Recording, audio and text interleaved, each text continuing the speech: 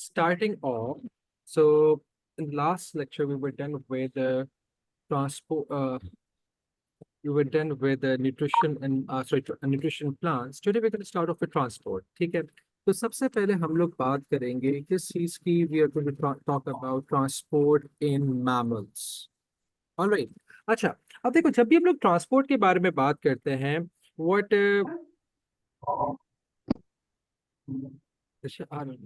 breathing gets oxygen all the time. We'll come there. We'll come there. So, when we talk about transport, the very first thing that we're supposed to know is कि भाई why do not only mammals, but why do most or nearly all multicellular organisms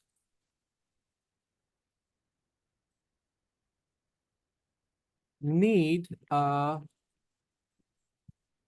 transport system? कि भाई multi cellular organisms जो हैं उनको transport system की जरूरत क्या है? कि मतलब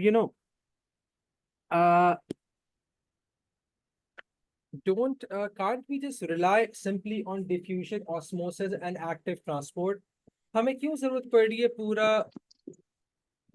पूरा एक ट्रांसपोर्ट? नहीं, देखो द क्वेश्चन इज कि देखो अगर हमें for example if I would have needed food, कितना मजा आता अगर for example let's say if Amna would have been eating a pizza, मैं उसके ऊपर हाथ रखता और जो पिज्जा था वो सारा मैं डिफ्यूज कर देता, right?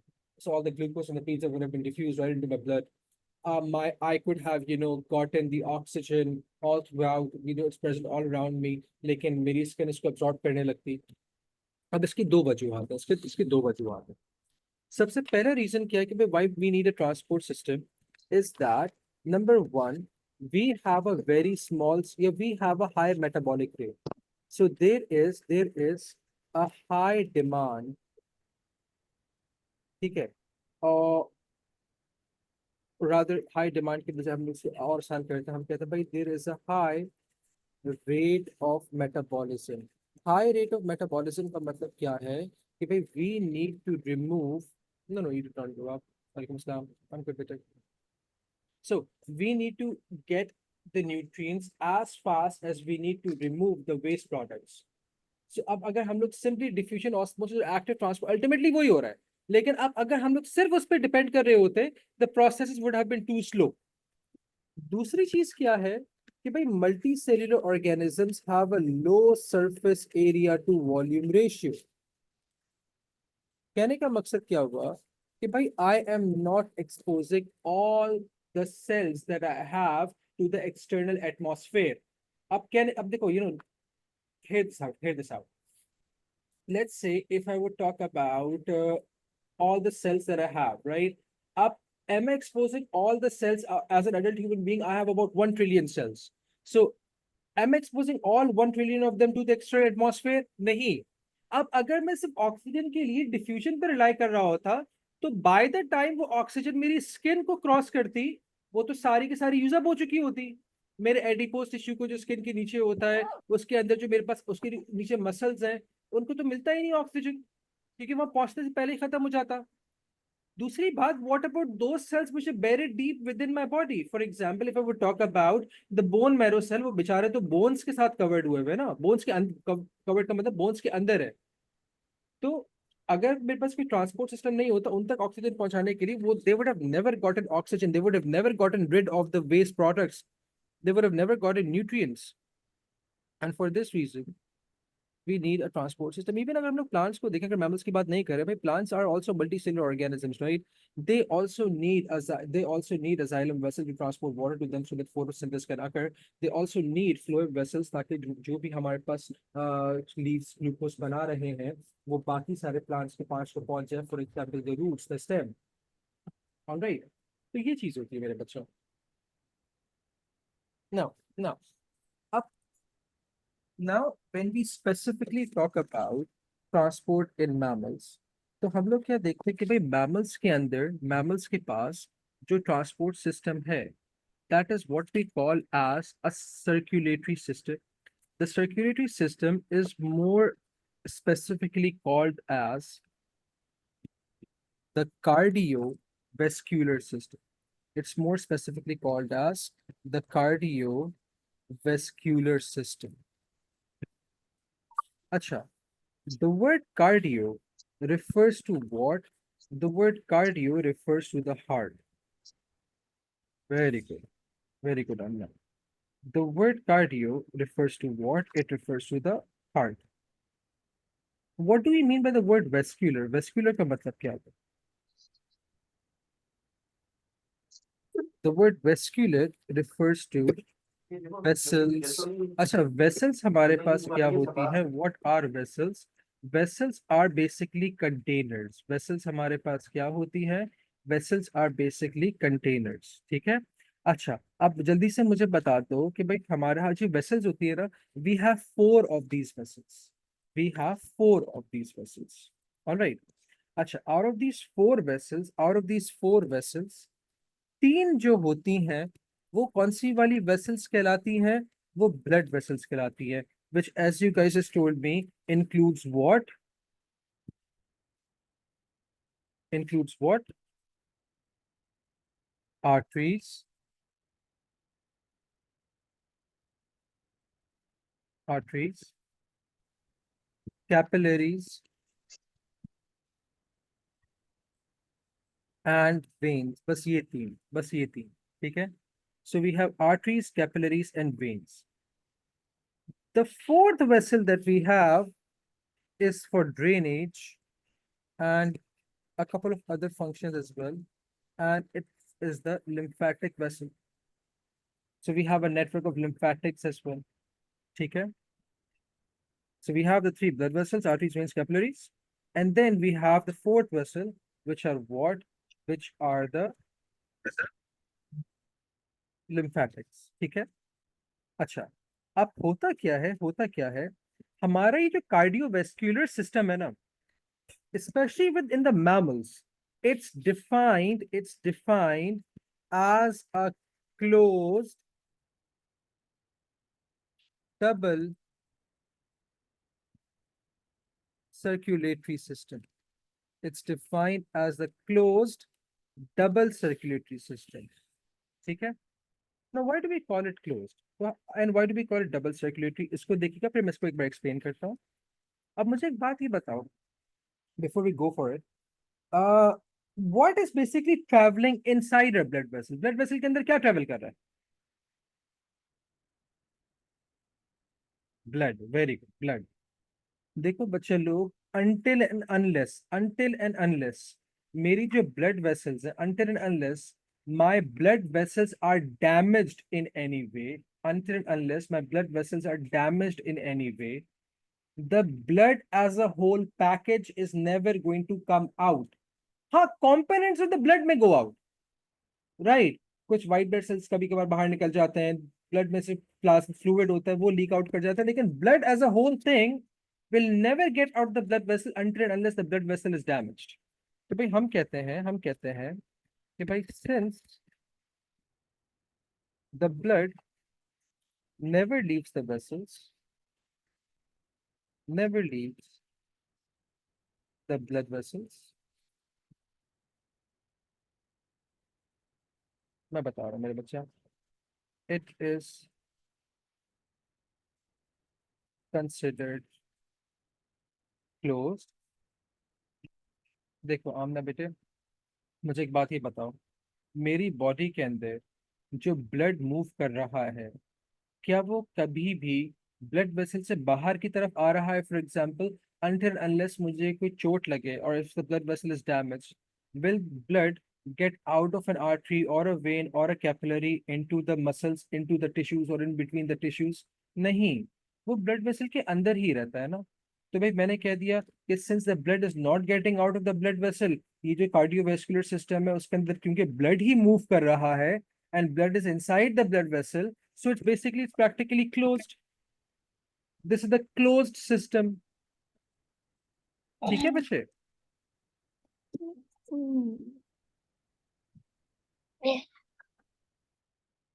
Do we get this now, Amna?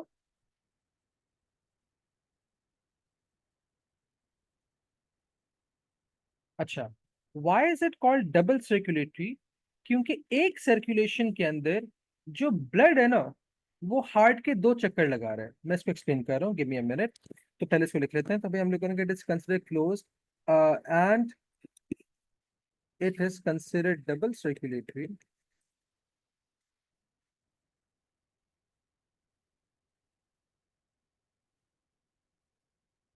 as the blood as the blood travels through the heart twice during a single circulation,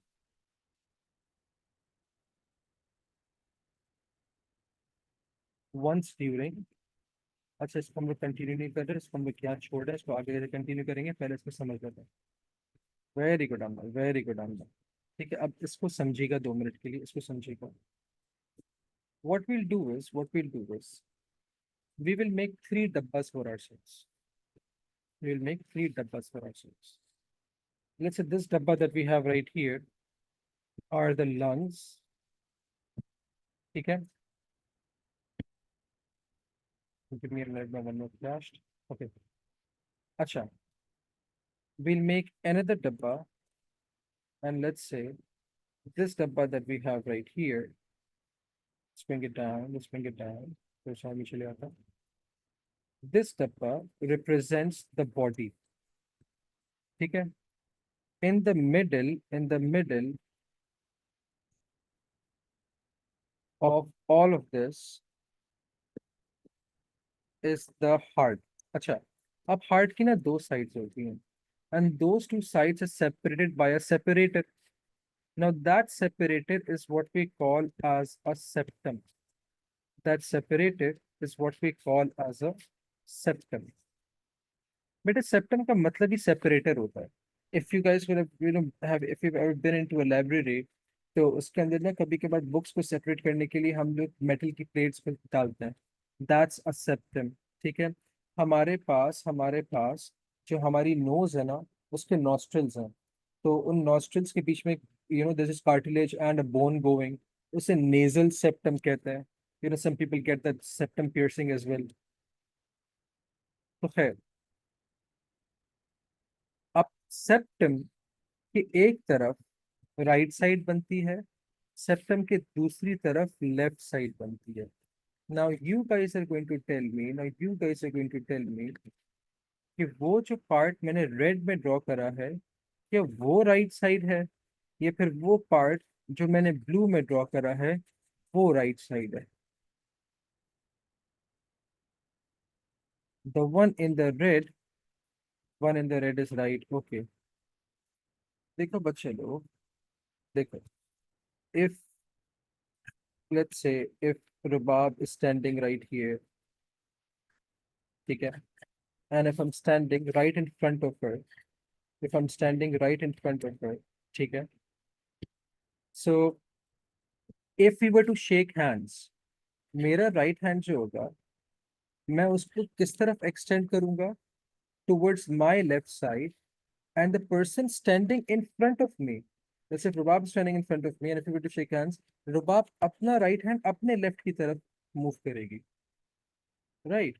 देखो बेटे, होता क्या है, हमेशा कोई भी एनाटॉमिकल डायग्राम आप लोगों के पास आएगी ना, एनाटॉमिकल डायग्राम का मतलब क्या हुआ, any diagram that concerns the bodily structures, you will always assume that whatever this organ or whoever this organ belongs to, वो तुम्हारे सामने खड़ा हुआ है। So if you're looking at a person who's standing in front of you, तुम्हारा जो right side होगा वो उसका लेफ्ट साइड होगा, तुम्हारा जो लेफ्ट साइड होगा वो उसका राइट साइड होगा, तो सी ऑपोजिट। तो हमारे पास जो राइट साइड है ना, वो ये वाला है जो हमारे लेफ्ट के ऊपर आ रहा है। तो person standing opposite to us, उसका वो राइट साइड हो गया। जो हमारा राइट साइड होगा उसके opposite that person is going to have their left side. Why have I drawn the right side in blue? Because the right side of the heart is deoxygenated, while the left side of the heart is oxygenated. Why do they have a septum in the middle? Exactly. We can do that. We can do that. Ready? Okay. Acha. Why? is the septum in the middle ताकि oxygenated or the deoxygenated blood does not mix. Very good, very good. Okay, okay. कैसा वाला blood? Oxygenated deoxygenated blood does not mix. ठीक है, very good. अच्छा, होता क्या है, both of these sides have two chambers, the atria and the ventricles. ऊपर की तरफ हमारे पास जो चेम्बर्स हैं वो एट्रियम है, सिंगुलर एट्रियम होता है, प्लूरल एट्रिया होता है. जो हमारे पास नीचे की तरफ है वो वेंट्रिकल्स है. So we have the right atrium, right ventricle, we have the left atrium अंदर. नहीं, अपर नहीं, अपर नहीं. हाँ हाँ, अपर वाला एट्रियम होता है, नीचे वाला वेंट्रिकल होता है, बिल्कुल ठीक है. अच्छा, अब इनको सेपरेट भी करना है ना, और इनसे वन वे मूवमेंट भी करवानी है, तो इनके बीच में ना वैल्व्स होते हैं, वन वे वैल्व्स होते हैं. अच्छा, ये जो हम लोग बनाते हैं ना, ये वेल्व की पॉकेट्स होती हैं, वेल्व्स के लीफलेट्स होते हैं, इन्हें कस्प कहते हैं. राइट साइड के ऊपर क्योंकि तीन कस्प होते हैं, एक पीछे की तरफ भी होता है, तो हम इस वाले वेल्व को क्या कहते हैं? Try cuspid valve. क्योंकि लेफ्ट साइड के ऊपर दो वेल्व्स होते हैं, इससे हम लोग कौन सा वाला वेल्व कह देंगे? इससे हम लोग कह देंगे बाइकस्पिड वेल्व. ठीक है. अच्छा, अब देखिए होता क्या, अब देखिए होता क्या. अब now let's begin our journey. हाँ, ये होता यह है कि भाई हमारे पास ना इनिशियली दोनों तरफ तीन ही वेल्व्स होते हैं, लेकिन क्योंकि लेफ्ट साइड के ऊपर प्रेशर ज्यादा होते हैं, if you would have noticed, मैंने लेफ्ट साइड को थोड़ा सा थिक करके बनाया, द लेफ्ट वेंट्रिकल. ठीक है. उसका प्रेशर थोड़ा ज्यादा होता है, उसके प्रेशर को बेयर करने के लिए दो वेल्व्स आपस में जुड़ जाते हैं, मेकिंग अ थिकर वेल्व. तो तीन में से दो वेल्व्स अगर जुड़ गए, ठीक है, तो मेरे पास दो वेल्व्स बच जाएंगे. एक for what? It's easy chapter, come on. अच्छा खैर, अब हम लोग क्या करते हैं? Oh, it's very easy chapter, it's a very easy chapter.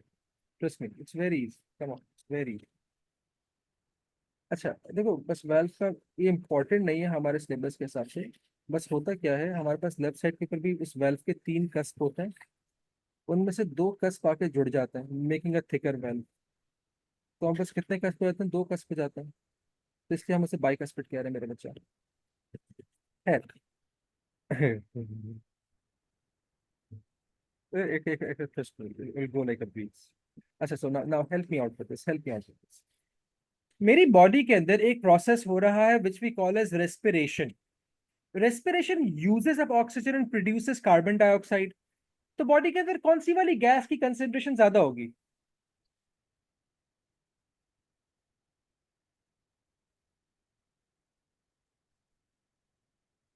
Carbon dioxide की. नहीं नहीं, देखो, ऑक्सीजन यूजअप हो रही है, ऑक्सीजन यूजअप हो रही है. अगर कोई चीज यूजअप हो रही है तो कंसेंट्रेशन क्या हो जाएगी? ज्यादा होगी, कम होगी?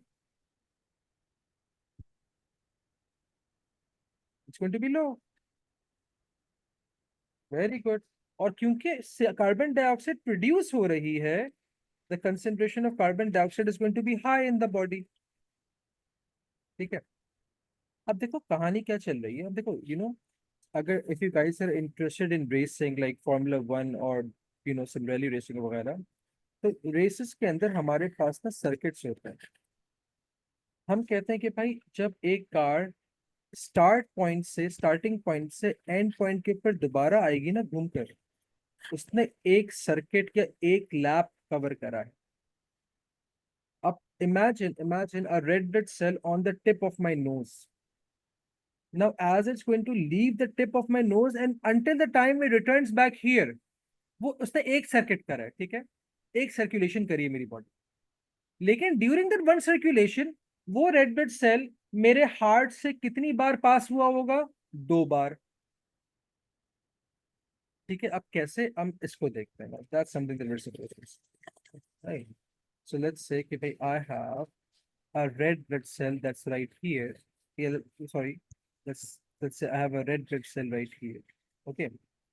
Now, this red blood cell picks up the carbon dioxide from the body and इसको 2 मिनट देखिएगा please. Picks up the carbon dioxide from the body, and this red blood cell goes towards goes towards the right side of the heart. So the all the deoxygenated blood from all the body, from all of the body, goes and deposits itself in the right atrium of the heart. And look at the arrows. So it deposits itself in the right atrium of the heart through the largest vein that we have, called as the vena cava. Once in the right atrium, when the right atrium contracts, this blood is pushed down into the right ventricle. Now, जब ये right ventricle contract करेगा, this blood does not go back into the atrium. Why? Because the valves close. So this blood goes out of the right ventricle and moves towards the lungs. This blood goes, no. Vena cava takes the deoxygenated blood from the body into the right atrium. अब right ventricle से एक blood vessel निकल रही है, which is taking the blood,